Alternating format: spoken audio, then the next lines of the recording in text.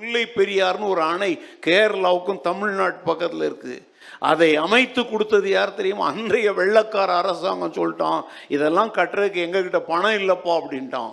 Penney cook என்கிற ஒரு தேவ மனிதன், கர்த்தருடைய பிள்ளை, திரும்பி போய் தன் நாட்டில் தனக்கு இருந்த சொத்துக்களை எல்லாம் வித்து சொந்தக்காரங்க கிட்டலாம் கையேந்தி அற்புதமான அந்த இந்திய தேசத்துல இந்த ஒரு முல்லை பெரியாருங்கிற இடத்துல ஒரு அணை கட்டினா 2 மாநிலம் வாழும்னு சொல்லி அவங்க கிட்டலாம் கையேந்தி பணம் கொண்டு வந்து தன் சொந்த செலவில் கட்டினது தாங்க முல்லை பெரியார் அணை. அவங்க எல்லாம் மதம் பரப்புறதுக்கு அணையை கட்டினா, நீங்களும் நானும் நல்ல விவசாயம் செய்து சோறு திங்கணுங்கிற நோக்கத்துல அந்த பென்னி குக் அந்த அணையை கட்டிட்டு போனார்.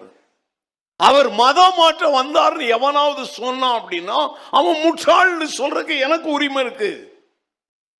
எத்தனை மிஷனரிகளுக்கு அன்றைக்கு இருந்த ஆங்கிலேய அரசாங்கம் எதிராக இருந்துச்சு தெரியுமாங்க?